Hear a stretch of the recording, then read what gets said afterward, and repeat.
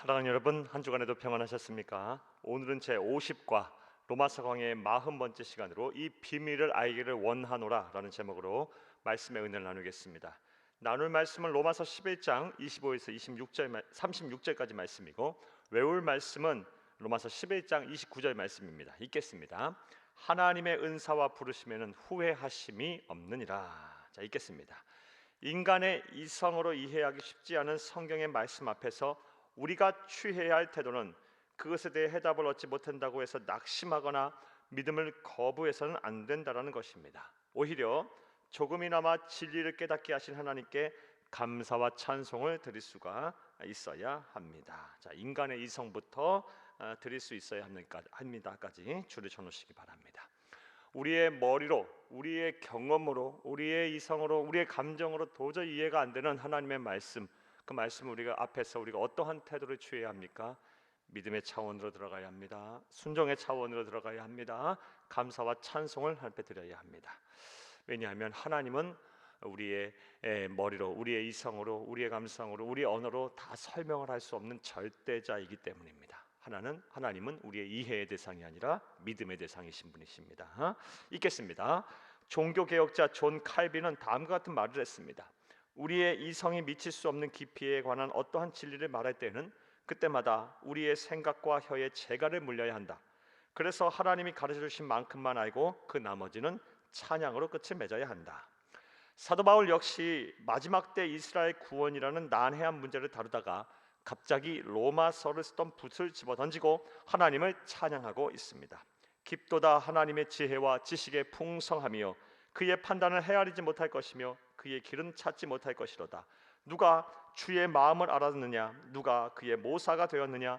누가 주께 먼저 드려서 갚으심을 받겠느냐? 이는 만물이 주께서 나오고 주로 말미암고 주에게로 돌아감이라.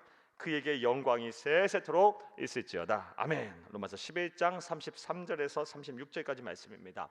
천국의 3층장까지 올라갔고 하나님의 신비로운 음성을 들었던 사도 바울은 또 자기도 모르는 부분에 대해서는 억지로 해석을 내리려 하지 않고 겸손하게 그 붓을 내려놓으며 진리를 계시해 주시고 조금이나마 깨닫게 하신 하나님께 감사와 찬송을 드리고 있습니다. 자, 그렇다면 이제부터 주칩니다. 이스라엘의 구원과 관련하여 하나님이 우리에게 계시하신 비밀은 무엇일까요? 주치고 오늘 전체 내용에 대한 문제책입니다. 첫째로 주침에서 함께 읽겠습니다. 이방인 중에 구원을 받은 사람의 수가 차기까지 이스라엘은 불순종할 것이라는 사실입니다. 형제들아, 너희가 스스로 지혜 있다 하면서 이 신비를 너희가 모르기를 내가 원하지 아니하노니 이 신비는 이방인의 충만한 수가 들어오기까지 이스라엘의 더러는 우둔하게 된 것이라. 로마서 11장 25절 말씀입니다. 이 말씀은 이방인 중에 구원을 받는 수가 차기까지 이스라엘 사람들의 일부는 끝까지 예수 믿기를 거부하고 복음 앞에 불순종할 것이라는 뜻입니다. 우리가 여기서 주목해야 할 부분은 바로 동그라미 칩니다. 이방인의 충만한 수입니다. 이방인의 충만한 수 동그라미 쳐놓습니다. 바로 또 주칩니다. 구원을 받을 이방인의 숫자가 한계가 있다. 그 숫자가 정해져 있다는 뜻입니다. 다시 말해 하나님은 구원하시라는 이방인의 수를 정해 놓으셨고 그 수가 다 찰 때까지만 구원의 문을 열어두고 계시며 그 이후에는 이스라엘의 구원이 있을 것이라는 말씀입니다. 추천놓습니다. 물론 그 구체적인 숫자는 하나님께서 계시하는 바가 없어 알 수가 없습니다. 요한계시록에 말하는 14만 4천 명은 그 수가 지극히 많음을 뜻하는 상징적인 표현일 뿐 구체적인 숫자는 오직 성부 하나님만 아십니다. 본문을 통해 명심해야 할 사실은 또 주칩니다. 예수를 믿을 기회가 지금이 아니어도 된다고 안일하게 생각해서는 안 된다는 것입니다. 여기까지 추천했습니다. 언젠가 때가 되면 하나님은 이제 되었다고 말씀하시며 이방인들을 위한 구원의 문을 닫아버리실 것입니다. 그리고 그때가 되어서는 예수를 믿고 싶어도 믿을 기회가 없을 것입니다. 따라서 그러한 구원의 문이 닫히기 전에 나의 사랑하는 부모, 형제, 자녀, 이웃, 친척, 친구를 구원해내야 합니다.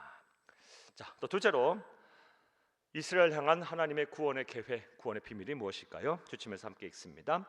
예수님의 재림 직전에 이스라엘의 구원이 있을 것이라는 사실입니다. 추천했습니다.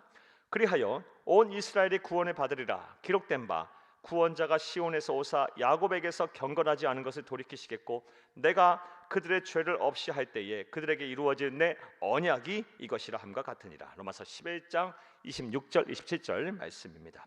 여기서 말하는 이스라엘이 이스라엘 민족 전체를 뜻하는지 아니면 그 중에서 예수를 믿는 일부만을 이야기하는지 알 수는 없습니다. 어쨌든 좋습니다. 어떠한 경우이든지 하나님의 때가 되면 반드시 그들을 구원하신다는 의미입니다. 그리고 그 이유는 바로 하나님이 그들의 믿음의 조상들과 하신 약속 때문이라는 것입니다. 까지 주쳐놓습니다. 믿음의 조상들과 하나님께서는 반드시 하나님의 택함 받은 백성들을 구원하시겠다고 약속을 하셨습니다. 따라서 때가 되면 하나님의 때가 되면 반드시 그들을 향한 구원이 있을 것입니다. 로마서 11장 28, 29절 말씀입니다. 복음으로 하면 그들이 너희로 말미암아 원수된 자요 택하심으로 하면 조상들로 말미암아 사랑을 입은 자라.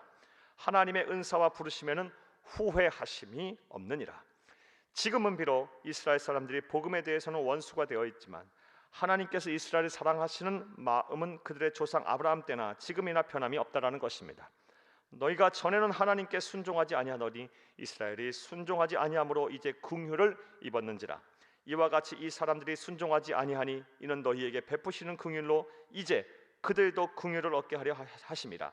하나님이 모든 사람을 순종하지 아니하는 가운데 가두어 두심은 모든 사람에게 긍휼을 베풀려 하심이로다. 로마서 11장 30절 32절까지 말씀입니다.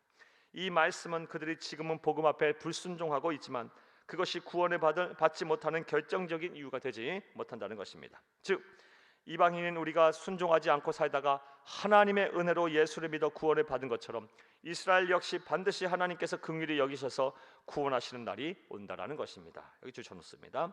이방인인 우리가 순종하지 않고 살다가 하나님의 은혜로 예수를 믿고 구원을 받은 것처럼 이스라엘 역시 반드시 하나님께서 긍휼히 여기셔서 구원하시는 날이 온다라는 것입니다. 주쳐놓습니다. 그렇다면 이스라엘의 구원은 언제 일어나는 것일까요? 이 또한 하나님께서 성경에 자세하게 계시해 주지 않았기 때문에 정확한 때는 알 수가 없습니다. 다만 주칩니다. 성경을 통해 알 수 있는 사실은 이방인의 구원의 수가 채워질 때, 다시 말해 예수님이 재림하실 때라는 것입니다. 그날에 네가 말하기를 여호와여 주께서 전에는 내게 노하였사오나 이제는 주의 진노가 돌아섰고 또 주께서 나를 아니하시오니 내가 주께 감사하겠나이다 할 것이니라. 보라 하나님은 나의 구원이시라. 내가 신뢰하고 두려움이 없으리니 주 여호와는 나의 힘이시며 나의 노래시며 나의 구원이심이라.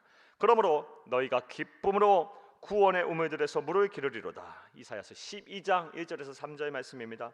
이사야서 11장과 12장은 구약의 이사야 선지자가 한 예언의 말씀으로 예수님이 재림하시기 직전 하나님이 이스라엘을 구원하신다는 내용이 담겨 있습니다.